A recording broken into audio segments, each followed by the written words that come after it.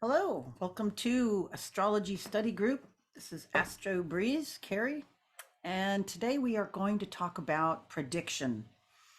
And I wish it were mysterious and ethereal and ooky spooky, but it's not. It's very, it's very detailed. It's very mathematical, and if you remember from high school math, if or any early math, when we started to learn about angles, early geometry, you learn certain angles, something that is opposite, something that's square, something that's triangle, trine. Some of these basic words we can look up and get an idea of that. But if you're an astrologer, you start to get a little bit more detailed in understanding usable mathematics, because we're going to use that to make predictions. And a prediction is not ooky spooky. You know, I can predict that, today the sun will set, tomorrow the sun will rise, based on enough logical information, above enough information. It's like it's been doing this for a while. Nothing to let me think otherwise. I can predict you're going to have a birthday every year. You've had one in the past. As long as you're alive, you're going to have a birthday. And what is that? That's the sun is where it was when you were born. So different things you can predict. If somebody has a lot of bad information and wrong things, you can predict that they're going to be poisoned with that information and act accordingly. So these are not anything of you know of a bad or ill intent. These are just esoteric concepts, ancient truths that have been hidden from us. Because if you think about it, years ago, before the advent of information and having it at all of our fingertips, I mean, with the internet, it's just crazy how much information we can get and have. But even before that, when you went to the library and used the card catalog and got books and brought them home and read them, um, you could still get information. But 200 years ago it was way different. 500 years ago is way different. Most common people weren't able to get knowledge and information, so the only people that had knowledge and information were the priest cult, the priest class, and the aristocratic people that pursued that information. But to know astrology, you had to know mathematics, you had to know astronomy, you had to know psychology, symbols, and you had to be able to put that all together. Not an easy task. So, the learned just either handed it down or kept observing, taught it, hand to mouth to their people, to students. And it evolved, and we have a really good working base of knowledge now. So, that being said, we can see it's like every year when the days are equal in time, day and night, then we can know that it is some kind of a equinox. And if the days are getting warmer, in the northern hemisphere, it would be the spring equinox. And if the days are getting shorter and the weather's getting cooler, it would then be the autumnal equinox 6 months later. Those were some early ways for people to tell time, to tell what seasons. So we knew that on this day, it's like, okay, if you measured the a way of telling time, equal days, day and night. And then as the days increased, they got longer. And, then you have your summer solstice, and then opposite of that, the winter solstice, where the days are shorter, the nights are longer, the longest. And then in between those points, we had sacred festivals and times where people were then between those two midpoints. It would just make sense. It's like, okay, the shortest day of the year, and then I know when the equinox is, so what's halfway? Where's that halfway point? And those are common things that people started to figure out. And that's why a lot of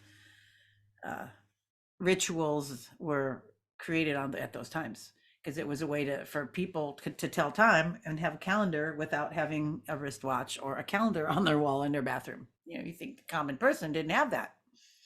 So Let me share with you something. I'm going to share with you a video that I did in 2020, in December 2020, about the um, the day of January 6th. So I'm going to play this for you. It's about 4 minutes, and then we'll talk a little bit more about prediction. Okay, here we go. I think this is good. So this is now. No, you know what? It's gotta ask me. Um, Stop share. Hold on. Oh, because it should ask me now when I do it. I start from the top.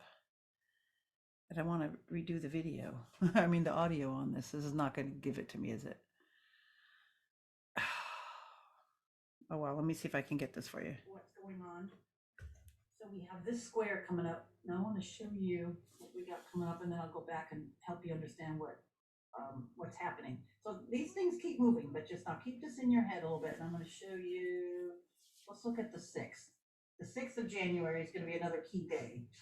There'll be a lot going on this day. So let's look at just some of these things that are coming on and around this, because there's a lot of things happening in and around this day. But I just picked that one because there's supposed to be some interesting things happening that day. Looky here, down here, looky here. The moon is in Libra that day. Libra is another cardinal sign. It's the first of fall or autumn. And moon, like I said, the moon takes 2.5 days to go through a sign. So sometimes the moon is a trigger. And here at 4 in the afternoon, Eastern time, it's going to be at 23 degrees, which is going to be approaching this Pluto here at 24. So it's, on that day, late in the afternoon, we're going to see the moon making a square over to Pluto, one thing. So we know that there's going to be some emotional transformations. So we kind of like try to find a key word of some of these planets, and then in signs, and I'll do another class what to do one that gives you keywords, so to just go through keywords, so that way you start thinking about that. But think moon, emotional. You have your moon. Woman has her moon time. It's really emotional.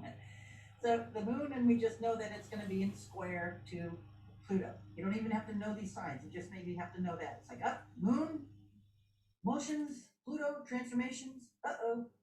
Sounds like it's going to be like a massive PMS day for everybody. And then the moon, as it gets a little bit further, is it, because moon's moving fast. Look at here. It's going to then, first, earlier that day, let me back up, because this is at 4 and in the afternoon. You look up in here in the upper left, you see it's at 4:17. That's when I ran this chart. So if we just project back a few hours or earlier that day, we know the moon is going to be earlier in the sign.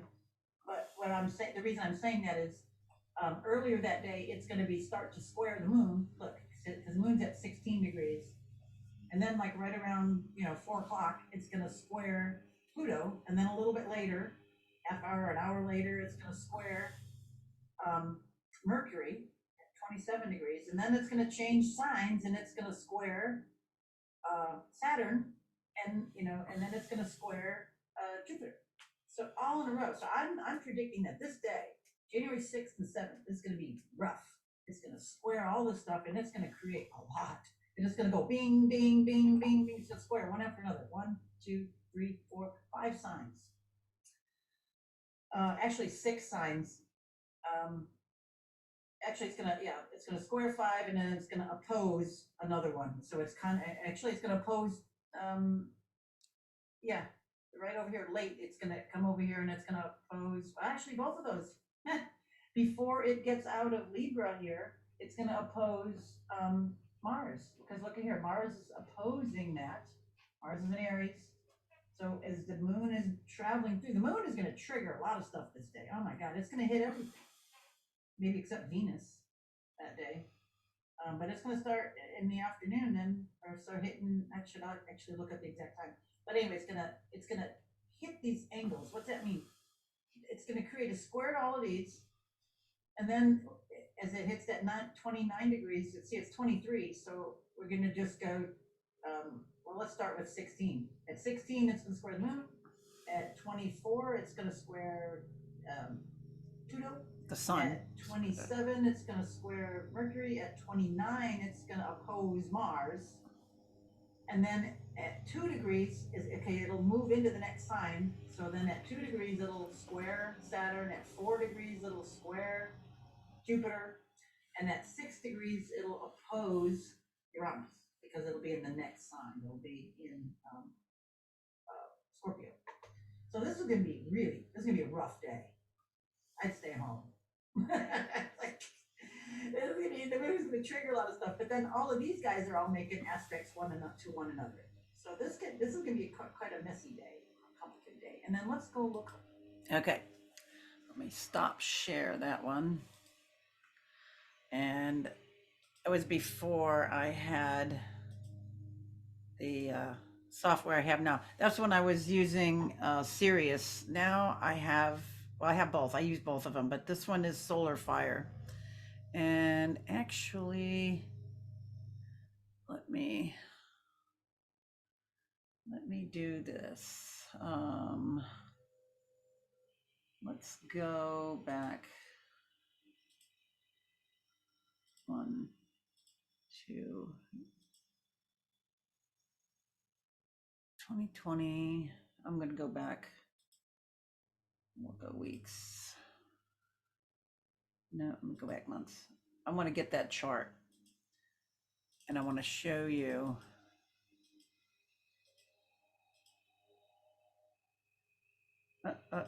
Hold on. Let me do. I want to get it right. Bear with me here. Okay, so there, and then we're just gonna go by days. Okay, so this was Christmas 2020, and I wanted to go back to this time because I'm going to take you to January 6th, but I want to catch you up with what was happening here. We had this Saturn and Jupiter conjunction here. You can see it that Jupiter just moved to 1 degree, but they were at 0 degrees.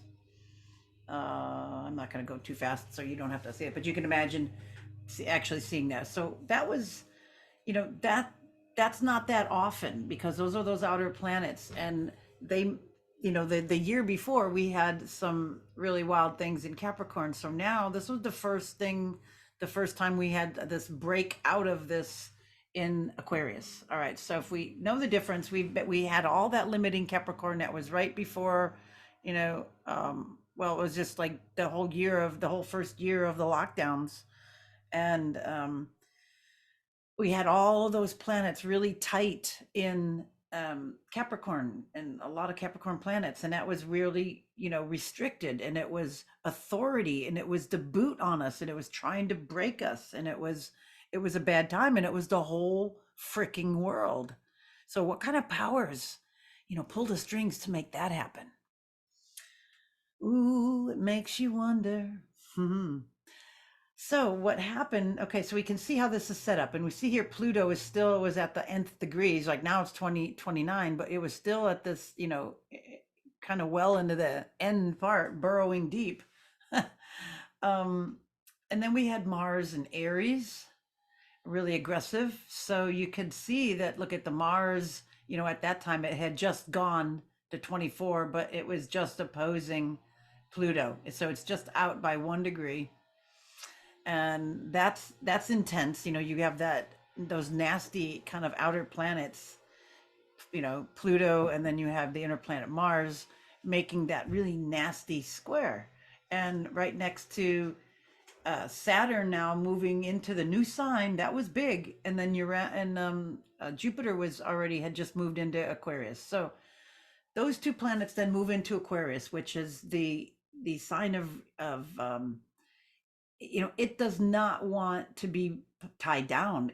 It's going to revolt against all of that repression. And that is what started to happen. The whole United States got PO'd. We had an election problem. I'm just going to put it like that. And we had some cheating and a lot of underhanded things happening. And you can see that that's laid out by this square. I mean, there's other things. We had that authoritarian, all those planets there in Capricorn, what I just talked about. Pluto's still hanging on, and then here the Sun and Mercury. You know, we're gonna have it this way. Blah, blah, blah, blah. And then here these two Titans are starting to break that. All right, so let's see what happens now. So here we're going. You're gonna just look at these nasty aspects that are coming on. I put them this way so you can see them. The red in here is oppositions and squares and half squares, all the nasty stuff. And look at here on the 27th. Looky here. The moon it's going, it's making some of those oppositions there to Venus, which is like, ew, poor Venus. And then, we got North Node to Saturn, you know, we got a square and a half. That's also showing a square and a half there. So these are all the nasty aspects. And let's move on. Look at the 28th. Look at all the squares. I'm not going to go into all of that, but you can just kind of get your head around. Look how yucky this time looks. All the suppression we're feeling, wronged and bad and oppressed and pissed off, frustrated. More. Look at that. The 29th, 30th. Still, we keep going from ones to the others, from ones to the other. And look at now, Saturn and Jupiter are starting to square over to Uranus. So here's something sudden is starting to brew. Something, earthy movement.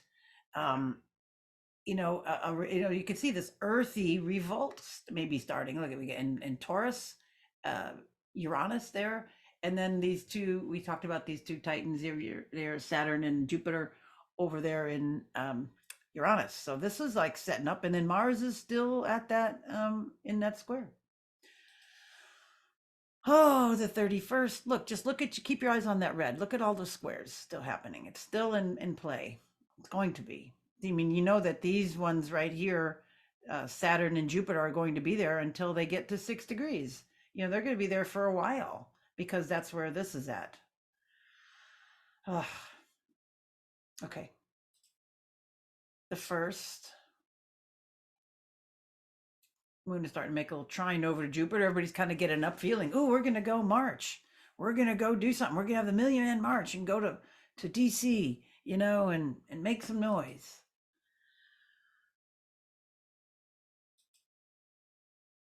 Okay, so here's the 5th. And we can see the starting this lineup over here: Sun, Pluto, Mercury, all in Capricorn. And then we have a Pluto, Mercury. Mercury just went over Pluto. Did I get it? Here we go. Look at, let me go. Too many days. Going fast. There it is. On the 4th, you can see Mercury and Pluto lining up. Conjunction there. So we've got some harsh language or communication, or communicating about something deep, or rebuking authority, or talking about being, authority, communicating about the depth of what we were having to be dealing with, knowing that there was some, things stirring and people getting ready and go. There was a lot of things going on in DC that day. A lot of truth is coming out about that now. And I'm not going to harangue on that here. That's not my job, but I would urge you to go look at the truth, not what the media is presenting. But here we go. On the 5th, you see that, that Mercury just went over Pluto. And let me say one thing. Things don't just ding exactly like at that time, because all these energies, these are big things, and they are already in play. They're already in motion. But a lot of times what triggers it is the moon. So we're going to just watch that. And we can see now the moon is starting in Libra. And let me go by hours now, because this is really interesting. And it's really fun to look in retrospect, because that stuff's coming up now, and we'll be able to see a little bit why certain angles are being redung. They're dinged again. Ding. Oh yeah, it's like rip open a sore that was already there. Rip that. Oh God, or you're trying to heal your toe that you kept, that you hit on a corner, and then you hit it again. That kind of stuff. All right. What time are we at? We're at the 5th here, Tuesday in the evening. And look how intense these squares are getting. You can see the lines that get darker. They're getting closer. It's like 2 and 3 degrees over to that 6. And then that 29 is still in place. Okay, so the moon, we can just kind of keep an eye on it. It moves a degree every 2 hours. Is that right? I think so. Yeah, 12 like on the 5th. So, um, okay, we're just coming into January 6th. Now the moon is now already starting to make square to the sun. We can see just after midnight. It's like so things are stirring up. A lot of stirring up. I wish I could just get into the whole other side of it, but I'm not going to do that here. But you can see these astrological aspects. It speaks for itself. Let me just say that. Okay, so the moon now is getting closer to, you got that 14 degrees. It's like 1 in the morning. This is East Coast time. 3 in the morning. Oh, there we go. That's fine. 5 in the morning. We have the moon. I don't know why. Oh, because it's passing, because it's just about passing. Um, Moon making that square to the sun right there. Now we've got moon in conjunct over to Neptune. Oi, oi, oi. So it's already getting started that inconjunct is annoying. It's adjustments. It's trying to get something right. And it's already in a confused situation. So it's already set up to be a confusing mess. And then the look at the sun is an inconjunct or a quincunx at 150-degree angle over to the north node. So we've got, it's like that adjustment there.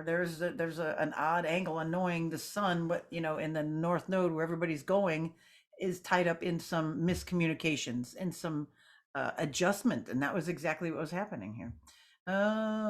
Venus and Mars is the Venus and Mars, and then the moon's making a quick trine to the north node, and then we have a Venus and Mars trine. There's this energy was building. I want to go do something. I want to get to the bottom of this. This is not right. We can peacefully assemble. We can a lot of stuff, and then we were misled. You could see going through here 6 in the morning. These quincunxes even more so, and then let's just watch the moon. Moon now 17 degrees. And then the moon is going to, let's see what time, 18 degrees, 8 in the morning. Things are starting to get set up. 19. And what we're watching is it's already past the 16. See, it's going to be making squares to all of these things at different times. See, right now it's at 11 in the morning. People were marching, things were moving, or there's stuff started. I forget the exact time of that whole thing. I think it was late morning or early afternoon. But you just watch this, and then pretty soon it's going to hit Pluto. Keep your eye on the moon. 21 degrees. I'll shout out the time. It's 22 degrees. It's 3 in the afternoon, and 5 in the afternoon, and 6 in the afternoon. It makes the square over to Pluto. So things have definitely are going down, and the square is intensifying. Look at these squares. Oh my goodness. And let's see when the next one it's going to hit, when it hits the communication side of it. Should be right here. 11 at night. Then it's squaring over to what am I thinking of? Yeah, down here. God, Mercury. Because I'm looking at something else. Okay, so we got that lining up now with Mercury, 27, 27. The moon's kicking that off. But look at the opposition also, that it's making, it's starting to make over here to Mars. As it changes, it's going to go into Scorpio, then it's going to start to oppose Mars, and then it'll oppose Uranus. And we'll see that in the next day. So then you can see, the aftermath, and all the stuff was coming out, all the information. And here we go. Moon changes signs. So right there, it's just, I don't know why this is set. It should be the most intense that way. I got to go in justice. But anyway, the moon is opposed Mars over here. You can see the 0, and then it's going to, as it moves through the day, it'll start to oppose Uranus. So there's some surprise developments, and let's just get when that is. There we go. 2 in the afternoon. You can see that. So yeah, it changed signs, and then I didn't show you that it made aspects, squares over to these planets. We can go back and see that real quick. There we go. Go back to 2. Okay, so look at all this. Look at the moon here at 8 in the morning. Now it's like making this like a tree of rain of things. It's opposing square, square, square and a half, square and a half, another square and a half, more squares. Yuck. I mean, the only interesting thing is, that Venus is trine, Mars, but it's actually out of orb now, but it's still showing that it's trining over there. Things are moving. But this is how we look at prediction. We know that there are, you can see you can look at the aspects, and you can see tense things and not tense things. See times when they were awesome, and something would be trining and all kinds of stuff was all harmony and friends and is making nice aspects. This one is not. And you can see for 2 days how it intensified and how it got that way. So that is how we look at predictions. You go, wow, when these types of things get this way, it's nasty. And we can go prove that. It's like every month when the moon does this, it's like yucky. It's in square to something, there's tension. And we know that. That's why we study these things. And we go back in history and we find those times and we validate. And we have done this for thousands of years. So, bringing you up to speed, a prediction is just using mathematical formulas where we are looking for these relationships between the planets. And we're looking basically for harmony or disharmony from something or many things that are inharmonious to several things that are harmonious. And there's certain planets that make for disharmony. Like when you're seeing aspects of Pluto, Mars, you can even throw Uranus in there because it's sudden. If they're in harsh aspects, if it could be conjunct, it could be right next to something, Pluto right next to Mercury. That's kind of intense. You got Mercury bringing out information of Pluto. You've got Pluto, it's like the depths, death, transformation, crap, just nasty stuff in a sitting right there is the communication planet. What do you think it's going to talk about? you know um and then something square, that's always tough. It is always tough. You've got two, things. It's like a harsh angle. And then you have the opposition, and that's tough as well in its own light. You can always learn from all these. I'm not saying that it's just 100% bad, but it's rough. It's effort. It's challenge. And sometimes, challenge is good. Sometimes people need bad things to happen to get something to rally around, to get something that motivates them to do something about it, to have something that's personal. And these things happen to us. Um, but nonetheless, a square is a square, an opposition is an opposition. And when there's a lot of them, or between malefics, it just makes for intensity. Also, the South Node, also certain planets. Not planets, I already said that. Also, in certain signs, certain signs are more aggressive. All fire signs are more aggressive, flagrant. Aries could be, totally aggressive. Um, any certain, well, they all have their things, but certain things are going to be more aggressive or problematic than others. You're not going to maybe feel, I don't know, you're going to feel a different way in a feminine sign as opposed to a masculine sign. Masculine signs are outward, in your face. Feminine signs are more receptive. So you have all of these things involved in prediction, and it's basically using your tools of astrology to measure, engage what's going to happen. So you can predict events, just like I showed you, at the January 6th one. We can predict how two people will react. We put two things together. It's like, well, we got a whole bunch of fire planets meeting a whole bunch of water planets. What do we think is going to happen? We're going to get a wet blanket, or we're going to get some kind of steam or flagrant, some, just like it's going to not be as harmonious.